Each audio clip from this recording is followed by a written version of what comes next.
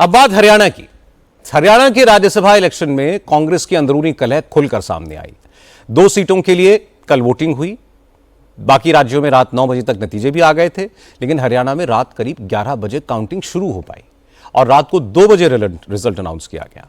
BJP और कांग्रेस दोनों के उम्मीदवार जीत गए, लेकिन कांग्रेस उम्मीदवार को जीत सिर्फ 1 वोट से मिली, जबकि उनके पास जीत के लिए जरूरी संख्या से काफी ज्यादा वोट थे। रिजल्ट से पहले काउंटिंग को लेकर जबरदस्त ड्रामा भी हुआ। बीजेपी ने कांग्रेस के 2 विधायकों के वोट अमान्य करने की मांग की और कांग्रेस ने मंत्री अनिल विज के वोट को इनवैलिड करने की गुजारिश की। काफी हंगामे के बाद रिटर्निंग अफसर ने कांग्रेस के 4 और बीजेपी के 1 वोट को इनवैलिड करार दे दिया। जब काउंटिंग शुरू हुई तो पता चला कि कांग्रेस के 5 विधायकों ने क्रॉस वोट भी किया है। चूंकि राज्यसभा इलेक्शन में सीक्रेट वोटिंग होती है, इसलिए ऑफिशियली तो यह नहीं पता लगा कि किसने किसे वोट दिया, लेकिन सूत्रों के मुताबिक कांग्रेस की रेणु बाला, जरनैल सिंह, मोहम्मद इजराइल, मोहम्मद इलियास और शैली चौधरी ने क्रॉस वोट किया।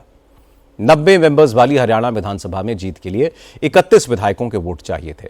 इंडियन नेशनल लोकदल के 2 विधायक गैर हाजिर रहे, 5 वोट अमान्य हो गए तो सदस्य संख्या 83 रह गई और जीत का आंकड़ा 31 से कम होकर 27 हो गया और कांग्रेस के करमवीर बौद्ध को 28 वोट मिले, मतलब जीत के लिए जरूरी संख्या से 1 वोट ज्यादा। जबकि बीजेपी के संजय भाटिया को 39 वोट मिले। बीजेपी के सपोर्ट से लड़ रहे निर्दलीय उम्मीदवार सतीश नांदल को 16 विधायकों के वोट मिले।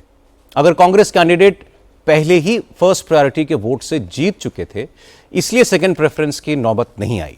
कांग्रेस फिलहाल इस बात से खुश है कि उसका उम्मीदवार जीत गया। जबकि भूपेंद्र सिंह हुड्डा से क्रॉस वोटिंग करने वाले विधायकों के खिलाफ एक्शन को लेकर पूछा गया तो उन्होंने कहा कि इस पर पार्टी फोरम में बात होगी, पार्टी हाईकमान एक्शन लेगा।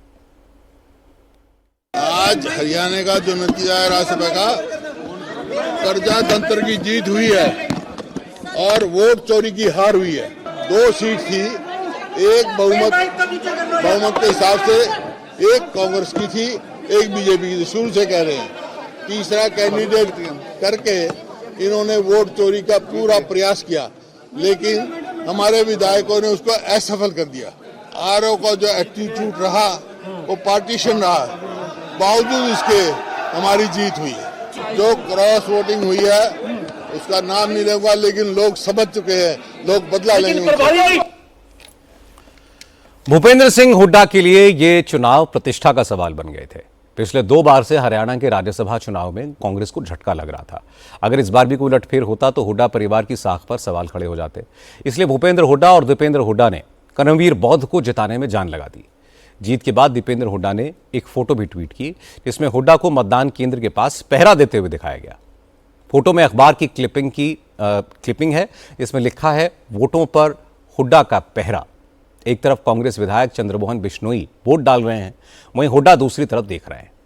चंद्रमोहन बिश्नोई और मोहम्मद इलियास को भूपेंद्र हुड्डा अपनी कार में विधानसभा तक लेकर के गए थे, लेकिन मोहम्मद इलियास ने वोट निर्दलीय उम्मीदवार को ही दिया। हालांकि कांग्रेस का कोई भी नेता उन विधायकों के नामों की पुष्टि नहीं कर रहा है जिन्होंने क्रॉस वोट किया, लेकिन सबूत सामने आने लगे हैं। पहला सबूत तब सामने आया जब हरियाणा कांग्रेस के वर्किंग प्रेसिडेंट रामकिशन गुर्जर ने इस्तीफा दे दिया। रामकिशन गुर्जर की वाइफ शैली चौधरी कांग्रेस की विधायक हैं और उनका नाम भी क्रॉस वोटिंग करने वालों की लिस्ट में लिया जा रहा है। रामकिशन गुर्जर के इस्तीफे से इस बात के संकेत मिले कि उनकी पत्नी ने क्रॉस वोटिंग की है। बीजेपी के नेता भी यही कह रहे हैं। हरियाणा के मुख्यमंत्री नायब सैनी ने कहा कि कांग्रेस अगर अपना घर नहीं संभाल पा रही है तो इसमें बीजेपी की क्या गलती है। 25% कांग्रेस के विधायक ट्रांसफर हो गए और आईएनएलडी वो कांग्रेस की बी टीम नजर आई है इस चुनाव के अंदर। आप लोग देख रहे हैं, 1 वोट से मात्र इंडिपेंडेंट हारना ये कांग्रेस के लिए, क्योंकि कांग्रेस को अपने विधायकों पर विश्वास नहीं है। हमें भी अगर लगा है आरओ ने हमारी बात नहीं सुनी, हमने चीफ इलेक्शन कमीशन को एप्लीकेशन दिया कि हमारी बात नहीं सुन रहा। उनका जब फैसला आया हमने उसको स्वीकार किया। राज्यसभा का इलेक्शन भूपेंद्र हुड्डा के लिए नाक का सवाल था, क्योंकि उम्मीदवार का चुनाव उनकी रिकमेंडेशन पर हुआ था। हुड्डा ने कांग्रेस हाईकमान को सभी विधायकों की एकजुटता का भरोसा दिलाया था, इसलिए भूपेंद्र हुड्डा ने अपनी तरफ से पूरी ताकत लगा दी। एक एक विधायक से बात की, सारे विधायकों को हिमाचल भी ले गए। कल सारे विधायकों को एक साथ वोट डलवाने ले गए। वोटिंग शुरू होने से लेकर रिजल्ट डिक्लेयर होने तक वहीं जमे भी रहे।